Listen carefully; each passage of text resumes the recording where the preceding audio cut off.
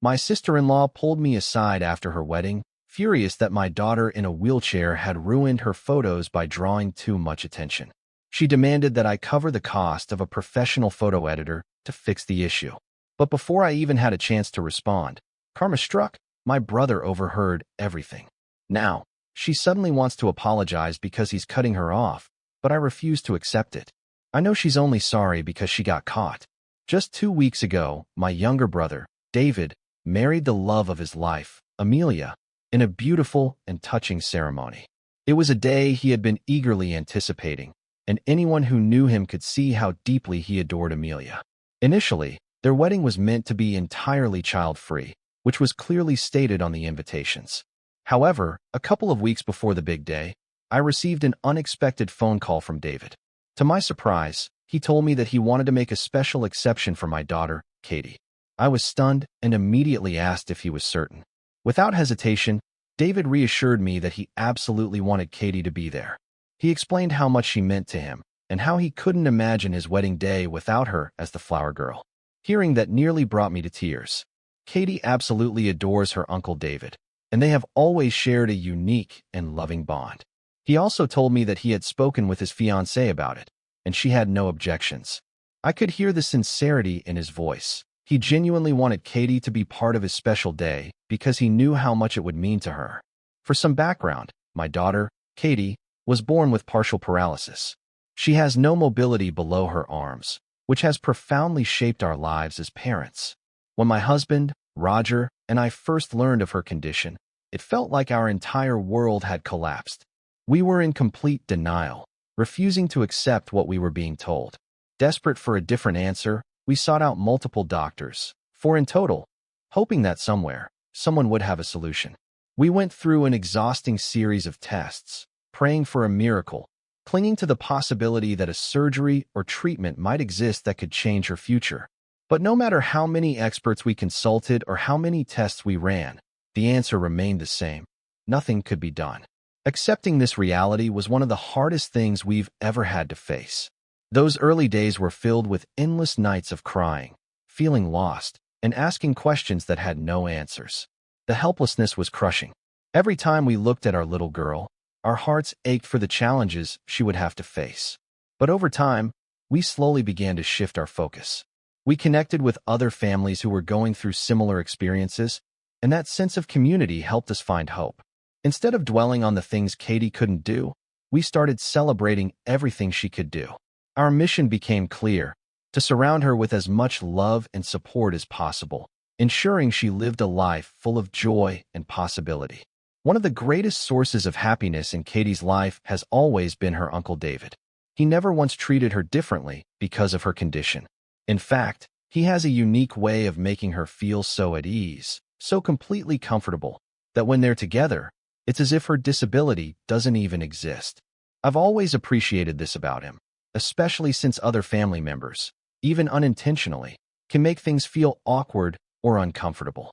For instance, I will never forget my own mother's reaction when she first saw Katie after she was born and fully realized the extent of her paralysis. She was visibly shaken, and while I understood that it was a lot for her to process, her response still shocked me. Instead of offering words of encouragement or support, she pulled me aside and, in a hushed voice, suggested that I should try for another baby, one who could walk. My heart sank. I could barely process what I was hearing. As if that wasn't cruel enough, she kept pushing the idea, telling me that maybe if I had another child, this time, I would get a better one. It was as if, in her eyes, Katie wasn't enough or didn't count because of her condition. I was stunned. How could a mother, my mother, say something so heartless? David, however, didn't hesitate to come to my defense. He immediately called her out, scolding her for being so cruel and insensitive. He made it clear that Katie was perfect just as she was, that she didn't need to be replaced or compared to anyone else. I will never forget the intensity in his voice as he stood up for my child. He also chastised our mother for pressuring me to have another baby when I was still struggling to come to terms with Katie's condition. From that moment on, I made a firm decision. I would never allow my mother to be alone with Katie, and I drastically reduced my contact with her.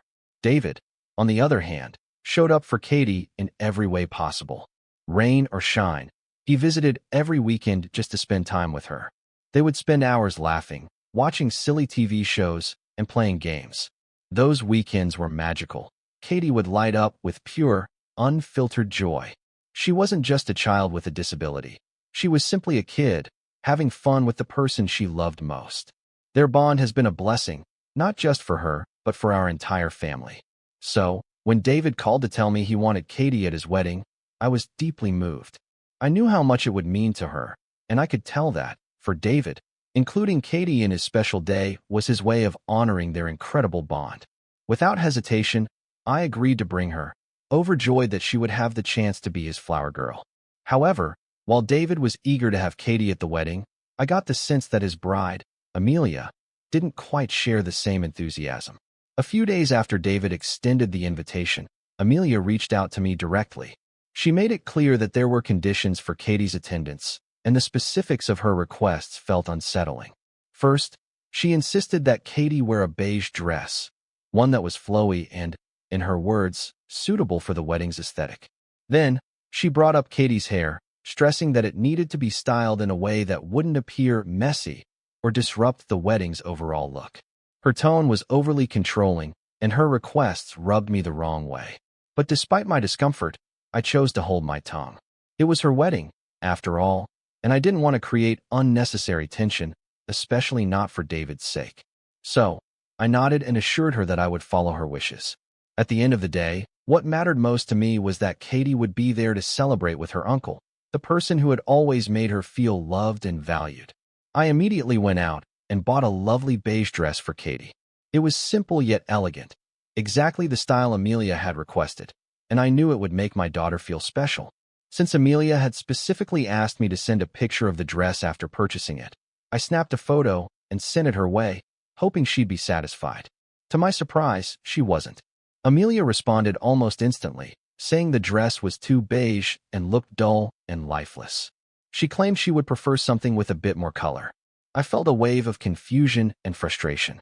Hadn't she been the one who insisted on beige in the first place? Still, I bit my tongue. I didn't want to argue or create unnecessary tension, so I decided to be cautious before making another purchase. This time, I sent her several dress options beforehand, making sure she approved one before I spent more money. When Amelia finally made her selection, I was stunned. The dress she picked was nearly identical to the one she had rejected. The only difference was a faint pinkish hue that was barely noticeable. That's when it hit me. This wasn't about the dress at all.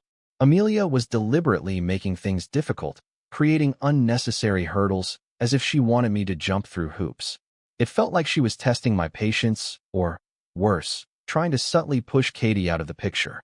If she truly didn't want my daughter at the wedding, she should have just spoken to my brother and dealt with it directly. But she never did, and so the wedding proceeded as planned. On the day of the ceremony, Katie looked absolutely breathtaking in the beige dress Amelia had finally approved. As she made her way down the aisle, wheeling herself forward with grace, she radiated happiness. The moment she began tossing flower petals, the entire room seemed to hold its breath. A hushed gasp rippled through the guests, quickly followed by murmurs of admiration. People couldn't stop whispering about how beautiful she looked, their eyes fixed on her as she continued scattering petals with the brightest smile on her face. My heart swelled with pride. Seeing my daughter fully included in such a significant moment was something I would cherish forever. Tears pricked my eyes as I glanced over at David. His expression mirrored my emotions. His wide, beaming smile was filled with warmth, pride, and love. As Katie reached the front, he immediately walked over, kneeling down to embrace her in a heartfelt hug. It was such a touching moment, a silent testament to their deep bond. Then, with his usual care, he helped her settle into a comfortable spot near the front row, making sure she had the perfect view of the ceremony. Moments later, Amelia began her walk down the aisle. There was no denying that she looked stunning in her wedding gown. As she moved closer to the altar, I watched to see if she would acknowledge Katie. Maybe a quick smile, or even just a glance of appreciation for the role she had played. But instead, Amelia's eyes flickered toward my daughter for only a brief second before she rolled her eyes and looked away, completely dismissing her. A pang of disappointment hit me, but I pushed it aside. I refused to let anything taint the joy of the day. As the ceremony continued, David and Amelia exchanged vows, and when the officiant finally pronounced them husband and wife, a wave of happiness washed over me. My brother had found someone to share his life with, and in that moment, all I wanted was for him to be happy. No matter what had happened, nothing could take away from the beauty of the day, especially not when my daughter had been one of the brightest highlights of it. After the ceremony, during the photo session, we gathered as a family to capture memories of the day. David made sure Katie was included in every shot, never once letting her feel left out. We took so many pictures, each one reflecting the love, joy, and togetherness we felt in that moment. As the photos continued, I couldn't help but notice something was off about Amelia. She kept sighing heavily and muttering under her breath. At first, I assumed she was just tired. Weddings are exhausting, after all. But the longer the session went on, the more her discomfort became obvious. Then, when David picked Katie up and held her in his arms for a picture, Amelia's entire demeanor shifted. Her smile faltered, and for a brief moment, a look of disappointment flickered across her face. It was subtle, but unmistakable. Something about the moment bothered her, and I couldn't shake the uncomfortable feeling it gave me. After a few more photos, Amelia approached me with a polite but clipped tone, asking if I could wheel Katie out so she could take pictures with just her family. The request caught me off guard, but I didn't want to make a scene. So, I nodded and took Katie to sit with my parents at the reception. As we settled in, my mother looked at Katie and, for the first time in a long time, truly acknowledged her. She complimented how beautiful she looked and told me how lucky I was to have such a wonderful daughter. It was a small moment, but it meant the world to me. After years of tension, it felt like she was finally beginning to move past her old biases and truly see Katie for who she was. Despite everything, Katie remained blissfully unaware of any underlying tension. She had a wonderful time at the wedding, and in the end, that was what mattered most to me. A new beginning. After the wedding, David and Amelia left for their honeymoon, and from the pictures and stories he shared on social media, it was clear they were having an amazing time. I was genuinely happy for him. He deserved this joy. Once they returned, David invited our family, me, Roger, and our parents, over to his new home for lunch. It was meant to be a casual family gathering, and I was looking forward to it, especially since we hadn't spoken much since the wedding. In the weeks following the ceremony, my mother and I had reconnected in a way I never expected. She took the time to sincerely apologize for the things she had said about Katie years ago, how she had pushed me to try for another child, how she had failed to accept my daughter as she was. There was genuine remorse in her words, and while a part of me remained cautious, I appreciated her effort. It was more than I had ever expected from her. During lunch, David was absolutely thrilled to see Katie again. The moment we arrived, he excitedly pulled out a collection of gifts he had brought back for her from their honeymoon. Each one was carefully chosen, a reflection of how much he adored her. Katie's face lit up as she unwrapped them, her joy radiating through the room. David, as always, was completely engaged with her, asking about her favorite part of the wedding, telling her how everyone had been raving about how beautifully she performed her role. He repeated over and over how proud he was of her, mentioning how friends and family had called him after the wedding just to compliment her. Hearing those words made Katie beam with pride, her eyes sparkling with happiness. And in that moment, I realized something important. No matter what tensions had existed, no matter how Amelia may have felt, David had never wavered in his love for Katie. And that was enough. However, while my brother was showering Katie with attention, I couldn't help but notice Amelia. I watched her closely, and it became glaringly obvious. She wasn't sharing in David's enthusiasm. She didn't smile, didn't acknowledge Katie, didn't even pretend to be interested. Instead, she looked visibly annoyed, as if David's interaction with my daughter was some sort of inconvenience to her. Her expression carried a mix of exasperation and impatience, and she barely engaged with anyone while David focused on Katie. It was as if she was just waiting for the moment to pass, eager for his attention to shift elsewhere. David, of course, was completely oblivious to his wife's attitude. After lunch, we all sat around the living room, relaxing and chatting as a family. That's when Amelia came over to me and quietly asked if we could talk in private. A knot formed in my stomach. I had a sinking feeling about where this was going. In truth, I had been bracing myself for this conversation ever since the wedding. With a nod, I agreed, preparing myself for what I knew would be a difficult discussion. Amelia led me to one of the bedrooms, and we sat down. She started by complimenting me, telling me I had done a wonderful job with Katie, that she appreciated how I had followed all her conditions and kept my word regarding Katie's appearance at the wedding. I nodded, thanking her, letting her know I had only wanted to be respectful because it was her big day. She paused. Then her tone shifted. "There's something that's been bothering me since the wedding," she said. My heart sank.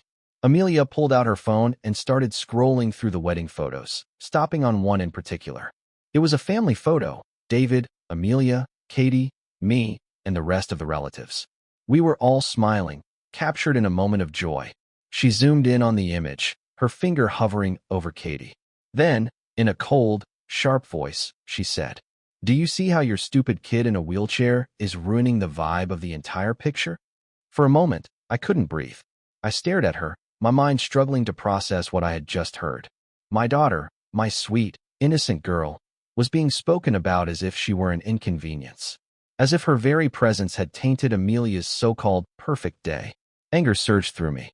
I shot back, reminding Amelia that she had known from the start that Katie was in a wheelchair. There was no other way for my daughter to pose for the photos. How else was she supposed to participate? Amelia scoffed, completely unfazed. "That's not my problem," she said.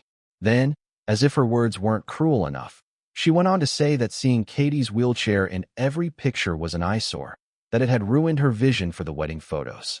And then she said it. She wanted me to compensate her. I blinked, stunned. "Compensate you? For what?" I demanded. Amelia crossed her arms. "For letting your daughter ruin my wedding," she said, as if it were the most reasonable request in the world. I was appalled by her audacity. My pulse pounded in my ears as I struggled to comprehend the sheer entitlement of her words. But she wasn't done. She took a breath and laid out her real demand.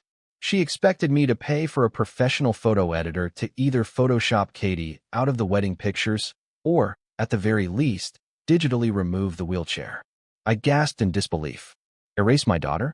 Alter who she was for the sake of aesthetics? This was the breaking point. I couldn't hold back any longer. "Are you serious?" I shouted, disbelief dripping from every word. "You want me to pay someone to erase my daughter or pretend she isn't in a wheelchair? You're an ableist, Amelia. I'm proud of my daughter exactly the way she is, and I will not be paying for any kind of Photoshop. If you had such a problem with her being part of the wedding, you should have never let her be the flower girl in the first place." Amelia scoffed, crossing her arms. "Do you think I wanted her there?" she snapped. I tried to convince David not to let her be the flower girl, but he was too blind with love for her to listen. If I had pushed harder, he would have called off the wedding. Her words hit me like a punch to the gut. This wasn't just some fleeting frustration. She had been harboring deep resentment toward Katie all along. The realization made my stomach churn. My daughter is a living, breathing human being with real emotions. I shot back, my voice trembling with rage. She adored her uncle. She was overjoyed to be part of your wedding. And she didn't deserve this treatment, especially not from you, now that you're my sister-in-law. But Amelia didn't care. She rolled her eyes. "Oh, please," she sneered. "You and Katie just love the attention. Don't think I don't know why people were fussing over her at the wedding. It was all because of her disability. That was it." Something inside me snapped. Before I even realized what I was doing, my hand flew across her face with a sharp crack. The slap echoed through the room, the force of it sending Amelia stumbling back a step. My entire body trembled, my chest heaving with the weight of everything that had just happened. Amelia's face turned red with shock. Her eyes widened in disbelief as she clutched her cheek, speechless for the first time. Then, before she could react, before I could even process what I had done, the door burst open. David stormed in, followed by my husband and our parents. His expression was unreadable, but his eyes burned with fury. "Did you really just say that about Katie?" he demanded, his voice low but filled with barely restrained anger. Amelia's face paled. That's when it hit her. He had heard everything. Panic flickered across her features as she scrambled for an excuse. "David, she stammered, her voice suddenly desperate. "I didn't mean." "Save it." He cut her off, his voice shaking. "I can't believe I let you manipulate me into thinking you were a good person. You hate my family this much." The room fell into a heavy silence. The anger in David's voice was unmistakable, but beneath it was something even worse, disappointment. He wasn't just furious. He was heartbroken. And for the first time, Amelia realized she had gone too far. Amelia, desperate to salvage the situation, tried to defend herself. "I don't hate your family exactly. This is just about Katie," she insisted, her voice shaking. But then, in a last-ditch effort to shift the blame, she turned on David. "You've always favored Katie over everyone else just because she's disabled. You pity her so much that you put her above me, your own wife. You need to stop prioritizing her and start focusing on our marriage instead." As if that wasn't enough, Amelia then started complaining about how some of her friends had mocked her wedding photos afterward, making her feel humiliated. She claimed that was why she had wanted Katie photoshopped out, so she could look back on her beautiful day without having it ruined. But David wasn't having any of it. "Get off your high horse," he snapped. "Katie didn't spoil anything. If anything, her being in those pictures made them even more beautiful. I love her like my own daughter, and giving her attention doesn't take anything away from you. The fact that I even have to explain this just proves how shallow your mentality is. Katie is my family, and if you hate her this much, I can't be married to you." Amelia's face went pale. She could see it now, the clarity in David's eyes, the unwavering resolve. This wasn't just an argument anymore. This was the moment she lost him. "You're an ableist," he said, echoing the very accusation I had made earlier. "And the fact that you keep justifying yourself means you'll never change. I don't want to be married to a cruel woman like you. Pack your things and go back to your parents' place." For the first time, Amelia was speechless. She opened her mouth to argue again, but before she could, my mother, who had been silent up until now, finally stepped in, her fury evident. "Disliking the attention Katie got at the wedding is one thing," she said coldly. "But wanting to erase her from the pictures? That's heartless. You should be ashamed of yourself." With David standing firm, my mother backing him up, and my husband looking absolutely livid, Amelia had no more ground to stand on. If she hadn't been David's wife at the time, I'm sure my husband would have thrown her out himself for what she had said about our daughter. Outnumbered and exposed for who she really was, Amelia had no choice but to leave. Without another word, she grabbed her phone and car keys and walked out of the house. Later that evening, David apologized to me and Roger for what his wife had said about Katie. But I told him there was nothing to apologize for. I appreciated him standing up for my daughter. This wasn't his fault. That night, Amelia's parents called David and my parents, wanting to discuss the situation. She had likely gone to them in tears, spinning the story to her advantage. But David refused. He told them he needed time to cool down and think. Since then, Amelia has been sending me endless messages, blaming me for ruining her marriage. She actually believes that if I had just agreed to pay for a photo editor, none of this would have happened. But I don't feel bad. I don't want my brother's marriage to fall apart because of me, but at the same time, what Amelia said about my daughter is unforgivable. And if her own cruelty is what cost her her marriage, that's on her. I've been receiving so many comments and DMs that I can't respond to everyone individually, so I'll address everything here. Amelia had met Katie before and was fully aware of her close relationship with my brother. Yet, she somehow managed to hide her true feelings all this time. Not once did I suspect that she harbored such deep resentment toward my daughter. I understand that some people might feel uncomfortable seeing a child in a wheelchair at a wedding, but my husband and I do everything we can to make sure Katie feels included, not different. She's a beautiful, kind-hearted child, and regardless of her disability, I know people would still compliment her. She has stunning blue eyes and her dad's blonde hair. Her beauty is undeniable. It's clear now that Amelia wasn't upset about Katie's presence because of the wedding aesthetics or the attention she received. She was simply jealous. My brother is Katie's godfather because I trust him completely. If anything ever happened to my husband and me, I know he would step up for her without hesitation. He loves Katie like his own daughter, which is why Amelia's words were such a betrayal to him. He wasn't just defending his niece. He was defending a child he deeply loves. For those wondering, Katie didn't hear any of the argument. She was busy watching cartoons at the time. If she had overheard, she would have definitely asked me about it later. For those asking, my brother has decided to annul his marriage. After speaking with his lawyer, he realized that Amelia had misrepresented herself from the very beginning. She manipulated him into thinking she was okay with his family, when in reality, she never was. When Amelia saw that David was serious about leaving her, She panicked and tried to save her marriage. She even reached out to me with an apology, but it was painfully obvious that she wasn't genuinely remorseful. She wasn't taking responsibility. She was just trying to escape the consequences of her actions. When I didn't accept her empty apology, she snapped. Suddenly, everything was my fault. She accused me of ruining her marriage and forcing my brother to leave her. In her mind, I was the reason her life had fallen apart, not her own words and actions. To make matters worse, her parents also tried to blame me and Katie for what was happening to their daughter. But thankfully, my parents weren't having any of it. My dad, in particular, didn't hold back. He told them they should be ashamed of the daughter they raised, and that he was relieved she was no longer part of our family. I can't express how grateful I am for my family standing by me and Katie through all of this. I did apologize to my brother for what he was going through, but he reassured me that it was better to learn Amelia's true nature now rather than later, especially before she could say or do something even more damaging in front of Katie. I couldn't agree more. I feel nothing but relief knowing she's finally out of our lives. It's been 4 months since my last update, and for those asking, yes, my brother's annulment is officially finalized. He is no longer married to Amelia.